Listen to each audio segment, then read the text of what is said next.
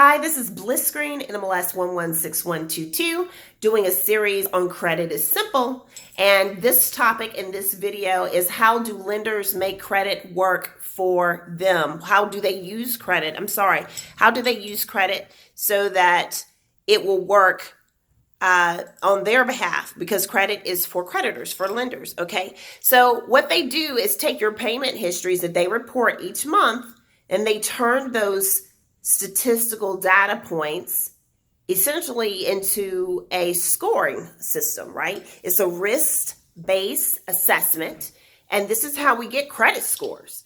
And they can determine based on what you've done in the past with your payment history, based on how many people you've paid, how often you've paid, how often you've been late, how many times you've been late, and how long you've been past delinquent, how much you spend on your credit cards, how little you spend on your credit cards, what type of credit cards you have.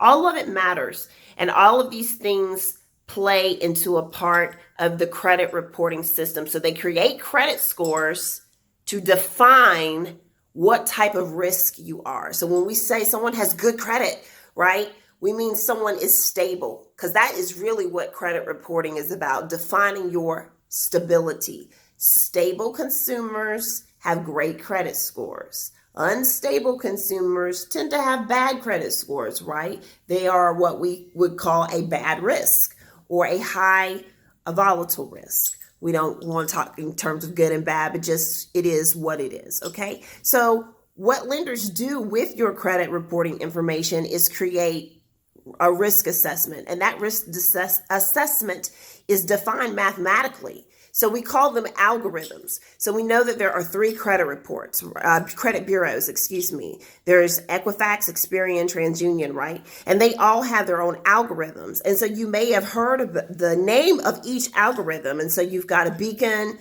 algorithm, you've got an Empirica algorithm, and you've got a FICO algorithm. I'm getting tongue-tied trying to say all of that. And so it's important to know credit is a system, and if we knew how to beat the system, everybody would have 800 credit scores, right? Yes. That's why there are three different credit reports, and they each have their own algorithm so that they can control what is important to them and how they monitor that risk assessment. Also, so they can make sure that nobody beats the system, right? So there's things that we know that improves the algorithm and gives you a higher credit score. And there's things that we know over the history of time that declines the algorithm and gives you lower credit scores, like not paying your bills on time, maxing out your credit cards, things like that. So we don't have it to the science to be able to tell you if you do X, Y, and Z, you're going to have 800 credit scores. What we can say is that we know if you do X, Y, and Z, bad things will happen. If you do A, B, and C, good things will happen. And so when you work with a professional that looks and studies credit every single day, we have basically a history of patterns to go off of to be able to tell you this is how you improve your credit. So the purpose of these videos is to help you understand credit is simple. And when we make it more complex than what it is designed for, who it's designed for, remember credit is about you but not for you, then we make it too complex to be able to use the system in our favor. And that's what I want to help you understand. I want to ban some of the myths that are out there. I want to help you to understand that credit is a system about you that you can use in your favor, but you have to understand what it is, who it's for, and how it's used first. So the credit scoring module is used to give a mathematical numeric equation on whether or not you're going to repay someone. That's really what it's used for. So when you say, oh, my credit score is this, or I've got a good credit score, I've got a bad credit score, what you're really saying is, I pay my bills. I do what I say I'm going to do, or I did not do what I said I was going to do. And life does happen to people. This is not about right, wrong, or indifferent.